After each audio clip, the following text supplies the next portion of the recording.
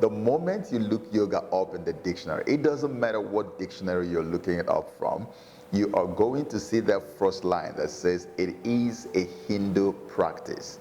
Yoga is a Hindu practice. So for you who is a Christian, right, this is a Hindu practice. Let that sink in first of all, okay?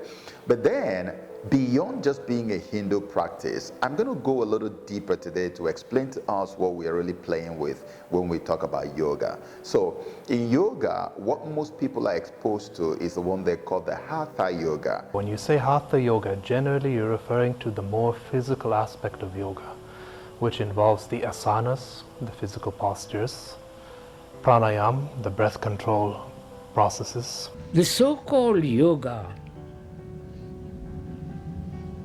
which the West and part of the East in India, was invented about the 17th and 18th century. The exercises, in order to not only to have a very good body, healthy body, through force, you understand, through discipline, through control,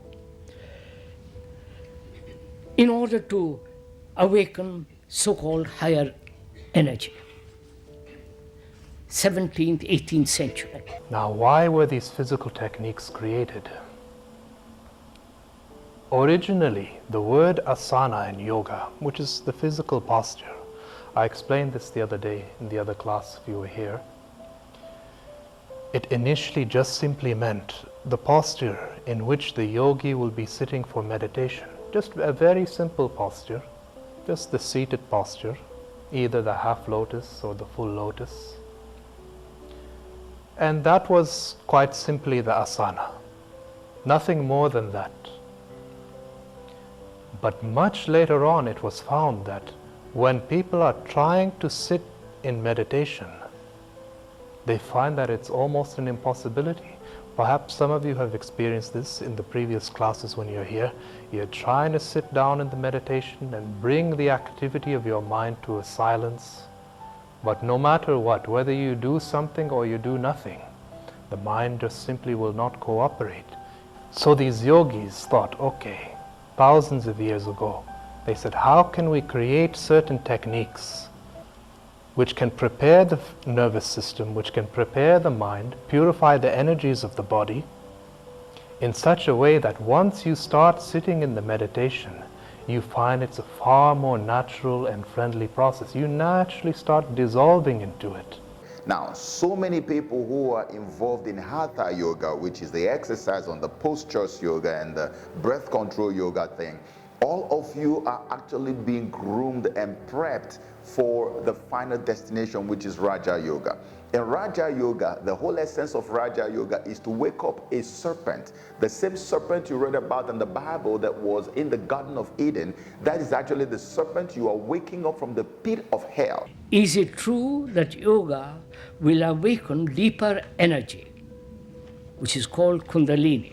The real yoga, which is called Raja Yoga, king of yogas, is to lead highly moral life. Not morality according to circumstances, according to culture, but true ethical activity in life. Not to hurt, not to drink, not to drug yourself, right amount of sleep, right amount of food, clear thinking, and acting morally, doing the right thing. I won't go into all that, what is right and wrong. In the science of yoga, what we are calling Hatha Yoga is just a preparatory step. It's just preparing the ground for the higher phases of yoga, which is called Raja Yoga. And Raja Yoga refers to the way of union through meditation. The meaning of the word yoga is to join. Join the higher with the lower, or the lower with the higher. I started meditating with music, and I just kind of would lay there and I would just play music and kind of just relax. And at first it seemed really nice and stuff, but sooner or later I started looking at the suggestion videos, and a lot of them were like how to find your spiritual self, how to find spiritual guides, inner peace, mental health, all of these other things. The guru I studied under taught us that if we followed his disciplines and if we really devoted our lives to yoga completely, that we might achieve what he called God consciousness or Christ consciousness.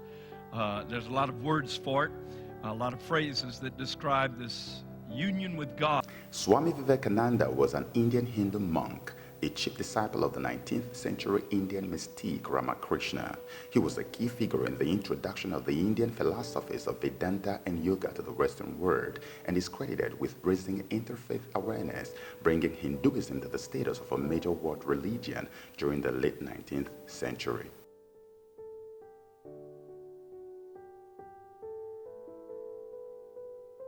The nerve center at the base of the spine near the sacrum is the most important. It is the seat of the generative substance of the sexual energy and is symbolized by the yogi as a triangle containing a tiny serpent coiled up in it. This sleeping serpent is called Kundalini, and to raise this Kundalini is the whole object of Raja Yoga. So Raja Yoga, the essence of it is to wake up the serpent. And it tells you that the whole thing, that yogi pictures the serpent already in the triangle at the base of your spine, but that is such a bloody lie. It is not there already. You have to be the one to invoke it. Just before making the pranayama, which is the breath control, endeavor to visualize the triangle. Close your eyes and picture it vividly in your imagination. See it surrounded by flames and with the serpent coiled up in the middle. Now, when you can clearly see the Kundalini, which is the serpent, place it in imagination at the base of the spine.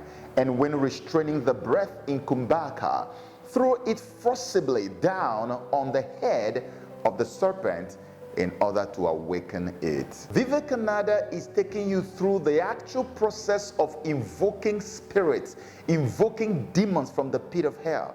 First of all, it tells you in your imagination to imagine a triangle, which is a symbol they use to invoke spirits from the pit of hell. And how do you know it is coming from the pit of hell? He said you should imagine that the triangle has fire, flames all around it. It has flames all around it. Can you imagine that? And that the serpent, he said you should imagine the serpent is in the middle. That is simply telling you that this serpent is coming from the pit of hell. And now it tells you that in your imagination, you need to pick up the serpent and place it by yourself at the base of your spine. And then in Kumbhaka, Kumbhaka is that little short time that you hold when you hold your breath, that short time between the time you're holding the breath and the time that you push the breath out is what they call Kumbhaka. So during the time that you're doing your so-called Kumbhaka of restraining your breath, you restrain it so much that when you throw the breath out, it falls forcibly on the head of the serpent, and suddenly the serpent wakes up. Now let me explain something to you here so you understand why many people who practice yoga are possessed by the devil, so terribly possessed. You see, if you have watched my program called The Quadratic Equation of Creation, okay, Decoding Adam and Eve, you must have seen where we talked about how that the Lord God Almighty, the creator of the universe, breathed the breath of life into Adam. And this was what happened in Genesis chapter 2, verse 7. Okay, Genesis chapter 2, verse 7. God breathed the breath of life into Adam. Now, the breath that God breathed into Adam came in the form of spirits. That was how Adam became a living soul when the breath of life came into him. Is it not amazing to see that before you can wake up the satanic serpent from the pit of hell, that you have to breathe the breath of your life, which the Lord had given to you at creation. You have to breathe it and give it over to the serpent. the same serpent that is coming into your life, which you are going to bring into your life by yourself, you take your own breath, which is your spirit, your life, and forcibly throw it on the head of the serpent. You are breathing the breath of life. You are giving life, your life actually, to the serpent. In the book of Genesis, Adam was made and was formed, and he remained a dead soul. There was no life in him. And God breathed the breath of life into him, and that was his spirit going into him, because man is a tripartite being. Man is made up of body, soul, and spirit. So when the body and the soul were together, there was no spirit. That's why the breath that God put inside Adam was his spirit. So that same spirit that you have is existing inside of you as breath. Your spirit exists as a breath. So that same breath is what satanic deception is now making you to give over to Satan. So before a demon can function inside of you, he has to take your life to live inside of you, to oppress you. You have to go into negotiation with the devil. So now what yoga has done is that yoga has created a very beautiful deceptive platform, an opportunity that enables you by yourself to actually invoke the devil, bring the devil into your life, and give the devil your life to oppress you for the rest of the days of your life on this earth. Every day I would do it for at least 2 hours to 6 hours or even more. Whenever I would be meditating, I would start feeling presences. Like I would feel somebody in my room. I could feel something lay across me. And I kid you not, I did everything to protect me during the times that I was meditating, because there were such things as bad energies that could come into your, your consciousness or whatever and try to harm you and da-da-da. But I didn't know that these energies are demons. These demons are real. They convince you that they're not demons and that they're energies and that there's good energies and whatnot. No, there's no such thing. These things are demons, okay? I've heard that it helps when you meditate. When you meditate, it helps with memory consolidations. So I'm like, oh, I'll give it a try. So I had a soundtrack, and they were called chakras, or like binaural beats. And so I sat there, and I still remember very clearly the entire, like when I sat down on my bed, I just sat there. And it wasn't like calming, like it was something in me. So I was just like, oh wow, this is exciting. I could feel like stuff moving in my body. I didn't know at first it was spirit. We would meditate primarily doing what is called mantra yoga, the chanting of Hindu mantras, for 2 to 3 hours up until about 6:30. We would be in some form of meditation, Raja Yoga, Mantra Yoga, or what have you. And then the rest of the day was dedicated to various disciplines, the reading of different scriptures. We would read the Quran, the Bible, the Vedas, the Bhagavad Gita, different religious books of different groups.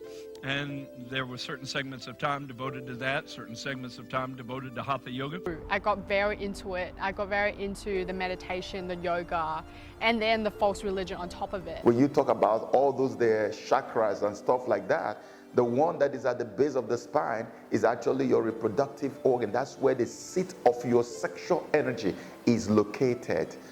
And you know that your sexual emotional energy is the most powerful energy that God has ever given to man.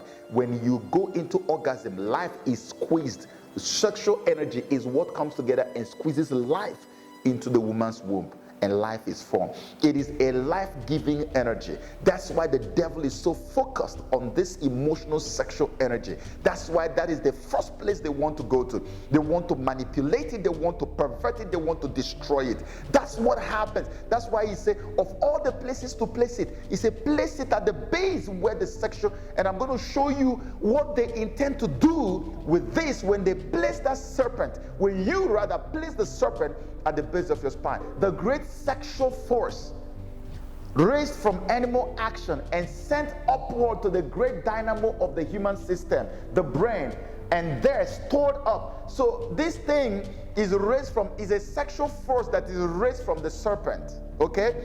A new type of sexual force, which is sexual perversion, is going to be generated by this serpent, and it is going to be made to climb up all the way to your brain. And they recognize the brain as the great dynamo of the human body.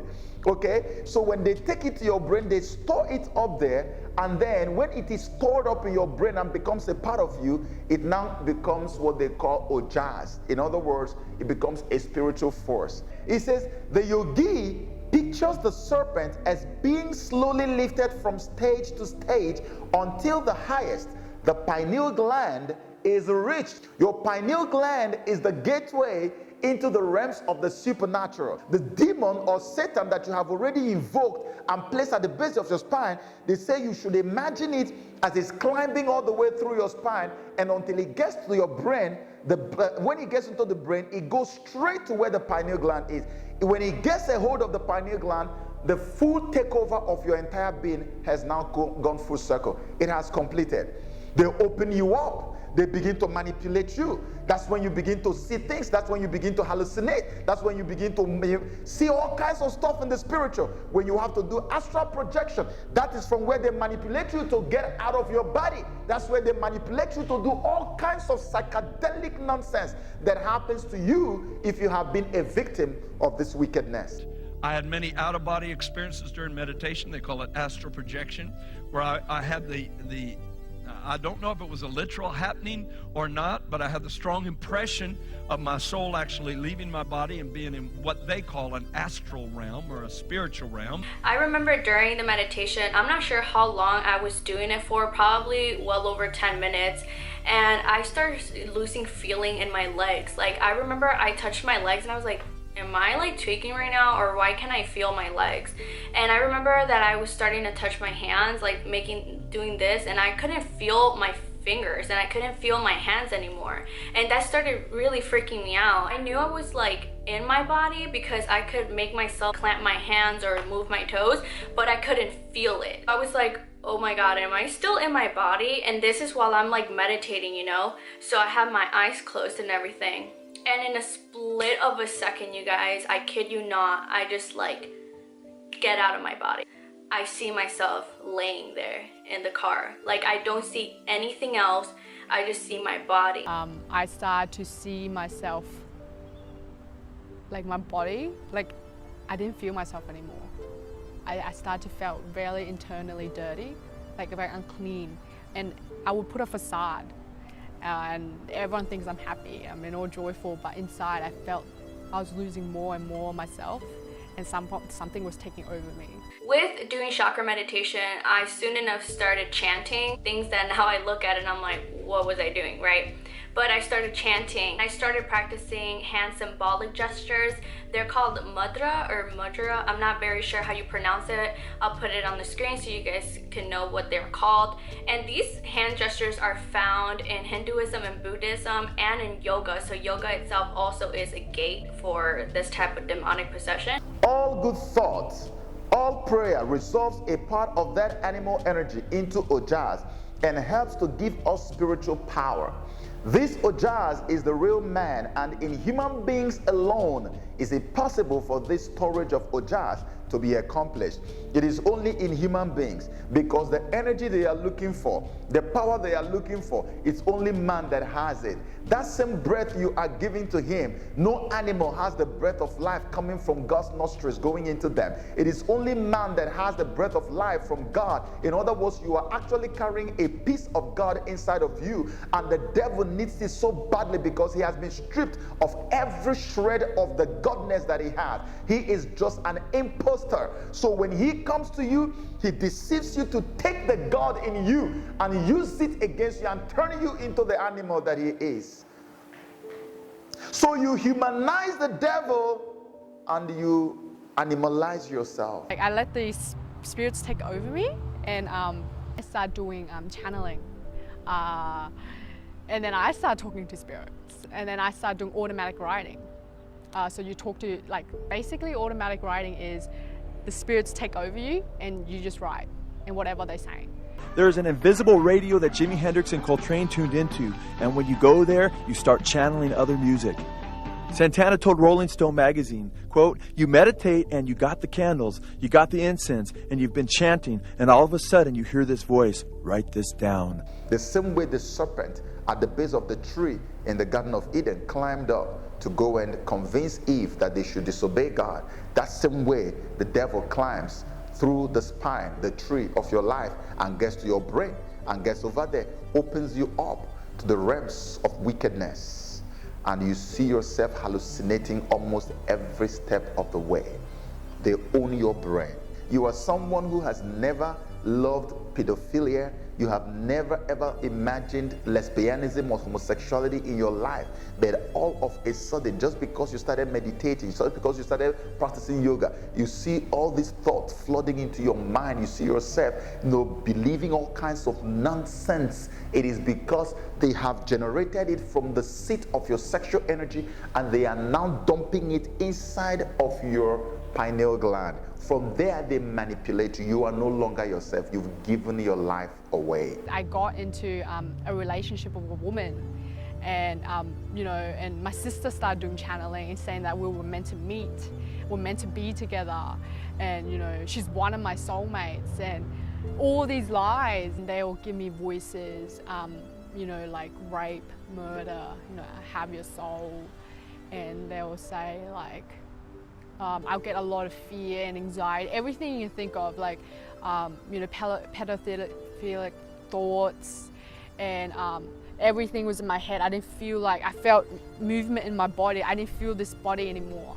And I will sleep, but I will wake up at 2 or 3 in the morning, almost every single day, and receive boils in my body, and hearing the sound and say Satan, Satan, Satan, you're ugly, you're dirty, and anything that they can do to defile me and make me scared and not believe and have faith in Christ. I start hearing all of these things in my head, and I just start feeling in my body that there was something in there. Like, I know that sounds so scary, and it's because it is. I would go from knowing what's going on to 1 second being so into what they're saying, what they're talking about, and I could only hear them, and I could only see darkness. And I just remember thinking like, oh my God, leave me alone, leave me alone, leave me alone. Like, I feel like I'm going crazy.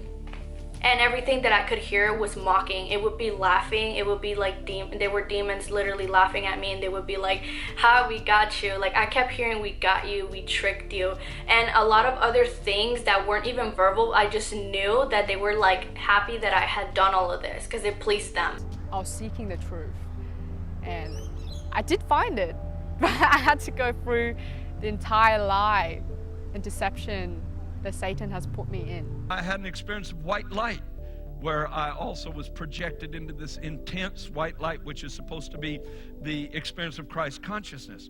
But once I had the experience of God, all of those experiences paled in comparison, and I realized that they were counterfeit experiences and not the real experience of the true and the living God. There is no other aim, no other reason why yoga was created other than to empty man of their own spirit and accommodate the spirits from hell, and use those same spirits from hell to manifest through man to accomplish the plans of the devil here on earth. And this is the same man that God created and made and gave power in the Garden of Eden and said, take dominion, take over, replenish the earth, increase, multiply. Satan has heard that. He now decided, okay, I'm going to devise a means by which I will come and take over the man, so that rather than take over the earth and take dominion, I will take over the earth by myself and take dominion of the man and of the earth that God has given him.